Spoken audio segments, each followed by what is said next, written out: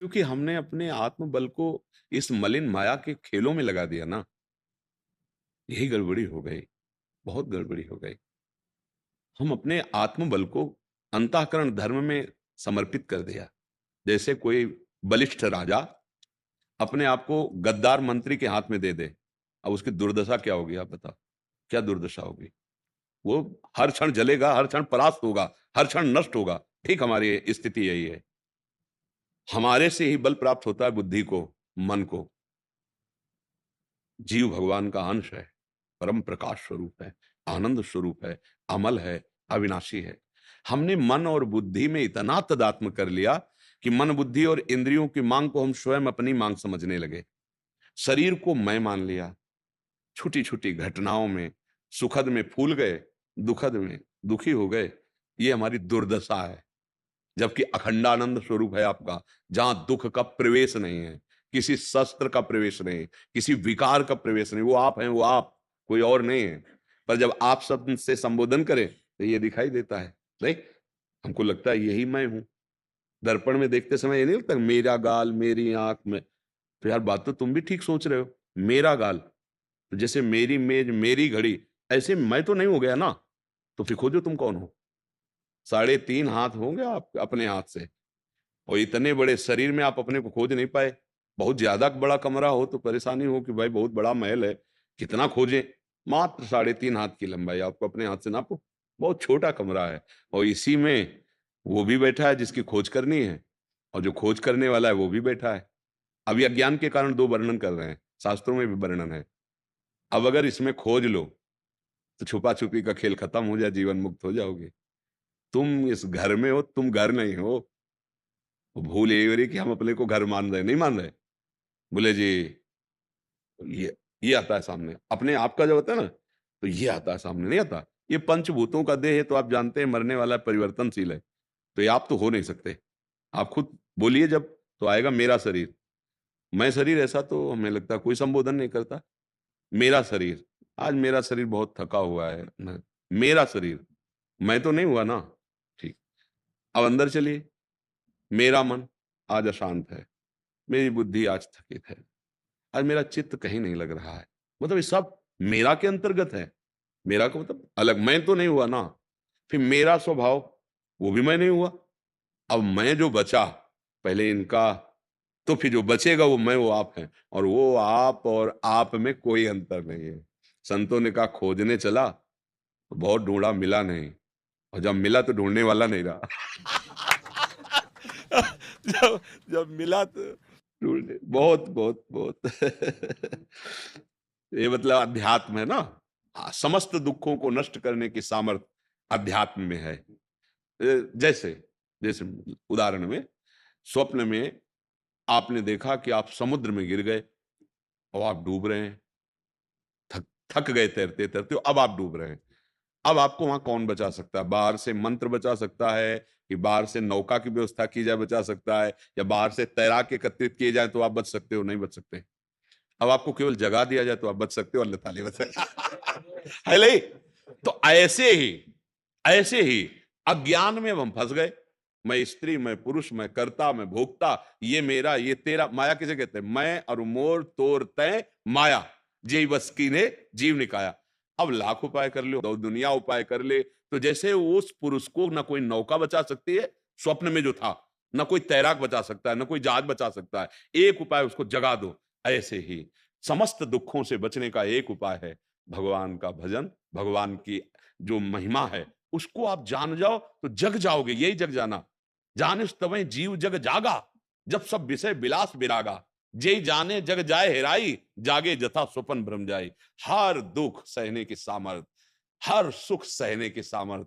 तो दुख सुख से ऊपर उठकर हर समय अखंडानंद, प्रसन्नता, परम सुख, यही प्राप्त करने के लिए मनुष्य जन्म मिला है। इसीलिए हम सबको चिल्ला चिल्ला कहते हैं, अरे तू अविनाशी है, तू खुद आनंद सिंधु है। तू अपने स्वरूप को समझ, ये ज्ञान जागृत कर, भक्ति कर, जिससे तेरा हृदय पवित्र हो। तू परम सुख स्वरूप है, तुझे किसी भी वस्तु, व्यक्ति, स्थान से सुख नहीं चाहिए। तेरे घर में इतना माल जमा है कि ऐसे करने की जरूरत नहीं है। पर अब ये बात थोड़ा कठिन लगती है। अध्यात्म में आप ही अपने दुख सुख के कारण हैं। आपका मन विषयों में भूल करके जो अत्याचार, अनाचार, दुराचार वही तुम्हारा दुश्मन है, और जो भगवत मार्ग में चल रहा है वही तुम्हारा मित्र है। आप अपने मन को संभाल लीजिए, आप सुखी हो जाएंगे। पर ये बातें थोड़ा आध्यात्मिक है, इसलिए जल्दी लोग स्वीकार नहीं करते, उनमें भरोसा हो जाता है। राधा राधा राधा खुली बात है, कोई छुपाव नहीं। राम राम, कृष्ण कृष्ण, हरि हरि, नारायण शिव, नाम लेके देखो, भगवान को जीत लोगे। अजित भगवान तुम्हारे अधीन हो जाए। अब ये बात समझ में नहीं आती, कैसे बताएं। आब्रह्म स्तंभ पर्यंतम सर्वम मायामयम जगत, सत्यम सत्यम पुनः सत्यम, हरे नाम केवलम। खुली, सब संतों ने खुली बात कही कि भगवान का नाम लो, भाव कुभाव अनख आलस हो, नाम जपत मंगल दिसि दसहु। तुम्हारी जिह्वा पे भगवान का नाम है, तुम्हें कोई परास्त नहीं कर सकता। थोड़े दिन श्रद्धा पूर्वक नाम जप करो, हृदय पवित्र होगा, ज्ञान विज्ञान से तृप्त हो जाओ। ऐसा नहीं कि भक्त के जीवन में दुख नहीं आता।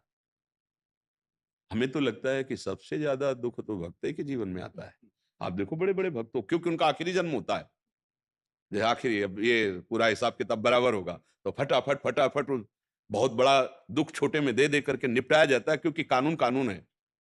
कानून व्यवस्था में अगर वहां प्रश्न उत्तर हो कि आप इसको मुक्त कैसे कर दे, तो उसका हिसाब देना पड़ेगा आपको। देखो, ये इसने सत्कर्म किए, इस कर्मों के प्रभाव से, इस भजन के प्रभाव से इसका दुष्कर्म नष्ट हुआ, ये दुष्कर्म का फल भोगा। वो चाहे 5 जो कल्पों में भोगना है ना, 5 मिनट में भोगा के वकालत करके साफ, क्योंकि वही न्यायाधीश है, वही वकील है।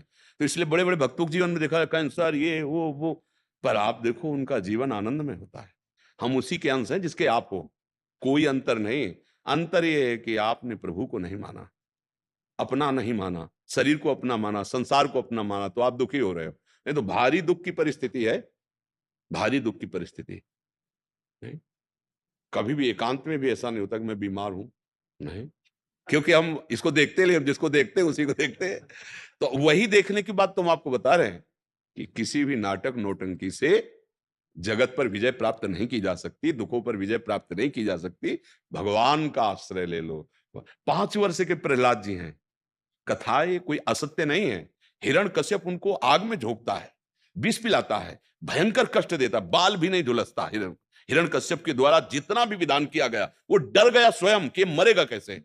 तो उनके मित्रजन पूछते हैं कि ऐसा क्या है, तो उनका हरि हरि हरि हरि, इस नाम का प्रभाव है कि आग मुझे जलाती नहीं, अस्त्र शस्त्र मुझे छेदते नहीं, शरीर को भी।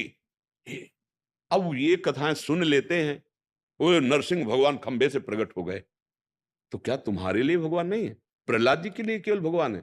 अरे पिता तो हमारे भी है ना। भगवान कह रहे सब मम प्रिय, सब मम उपजाए। भगवान स्वयं कह रहे, बस हमारी कमी है कि हम उनको मानते नहीं। उनका दुलार तो अब भी है। जैसे बाप की प्रॉपर्टी पर ना मानने वाले बेटे पर को भी तो अधिकार है। तो देखो, वायु मिल रही ना हमें, धरती में रहने को मिल रहा है ना, जल मिल रहा है ना, जीवन मिल रहा है। नहीं तो वो चाहे कि ये हमें गाली देता है, वायु बंद, तुरंत मर जाएगा आदमी, नहीं मिल रहा है। लेकिन हमारे पिता ऐसे करुणा में है, फिर भी वो सुख सुविधाएं दे रहे हैं, खाओ पियो मौज से रहो। अब जो बुरे आचरण कर रहे हो, तो फिर अब कानून दंड देगा। भागवतिक कानून है और अपने राज्य का भी कानून है। नहीं, हमारे भगवान तो करुणामय है, वो किसी को कष्ट देना नहीं चाहते, पर हम ऐसे बुरे कर्म कर लेते हैं कि हम फंस जाते हैं, हम दुख पाते हैं। तो भगवान का आश्रय, भगवान नाम जप, ये समस्त दुखों को मिटाने में समर्थ है। इसके अलावा गोस्वामी तुलसीदास जी कह रहे हैं, बारी मथे घृत होय बरु, सिकता ते बरु तेल, बिनु हरि भजन न भवतरी, यह सिद्धांत अपेल। गरज कर कह रहे, विनिश्चितम बदामिते नान्यथा वचांस में, एक शब्द भी झूठ नहीं बोल रहा हूं। जल मथने से भले तुम घी निकाल लो, असंभव ऐसा नहीं हो सकता। बालू के पेरने से भले तुम तेल निकाल लो, लेकिन बिना भगवान का भजन किए तुम दुख रूपी संसार से मुक्त नहीं हो सकते। अब इससे बड़ी बात क्या हो सकती है? यार, विनिश्चितम बदामि तेन अन्यथा वचांस में हरिम भजन्ते नरा। मैं निश्चित कह रहा हूं, एक भी शब्द मिथ्या नहीं है। भगवान का भजन ही तुम्हें दुख से दूर करेगा।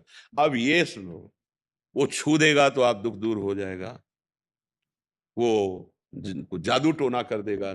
हम बार बार करें, तुम्हें कौन दुख से दूर कर सकता है यार? कितना भजन करोगे तुम? वो कितना मंत्र सिद्ध किए होगा जो तुम्हें जंतुर बना के दे रहा कि तुम अमर हो जाओगे? अरे भैया, बड़े-बड़े सिद्धों के शरीर में बड़े-बड़े भयानक कष्ट देखे गए। वो एकमात्र भगवान का आश्रय लो और दुःख को सहने की सामर्थ्य वो देंगे और इन दुःख से सदा-सदा के लिए छुटकारा देंगे। भटकना बंद करो, नाम जप करो, अच्छे आचरण करो, गंदे नशा मत करो, गंदा आचरण मत करो, तो जो प्रारब्ध है उसे भोग कर निर्मल होकर भगवान के धाम जाना है। अब हमारा कल्याण होना है क्योंकि हमें सत्संग मिल गया। बड़े भाग पाइप सत्संगा, तो बिना ही प्रयास हो ही भवभंगा। बड़ी कृपा है हम अपने लोगों के ऊपर जो हमें प्रभु चर्चा सुनने को मिल रही, प्रभु चर्चा करने को मिल रही। अब इस जन्म में चूक मत करें, अब हम इस जन्म को जन्म देने वाले के समीप पहुंचाने वाले कार्य करें। ऐसा कार्य न करें कि फिर हम फेंक दिए जाएं किसी अन्य योनियों में और दुख पावें। कोई ऐसे पशु पक्षी बना दिए जाएं, न भगवान की कथा है, न भगवान की चर्चा है। और देखो आजकल कैसी वृत्तियां बढ़ रही, जहाँ अन्न आहार, फल आहार, विविध प्रकार के पदार्थ मनुष्य के लिए बने, उनको छोड़कर जीव आहार कर रहे हैं। मुक्त हो जाओ, इस जन्म में आगे कलयुग और ऐसा बढ़ेगा कि धर्म कर्म सब लुप्त हो जाएंगे, केवल मनमानी आचरण आज भी काफी मात्रा में हो चुका है। कौन मानता है शास्त्र की बात, कौन मानता है सदगुरु की बात? मनमानी आचरणों का खुला व्यवहार हो रहा है। धीरे धीरे उनको स्वीकार समाज कर रही, बिल्कुल धर्म का ह्रास करने वाली बातें हो रही। भजन करके इस जन्म में भगवान को प्राप्त कर लो, आगे और ऐसा समय आएगा ना, भजन का मार्ग का उपदेश देने वाला और ना चलने वाला दोनों मिलना कठिन हो जाएगा।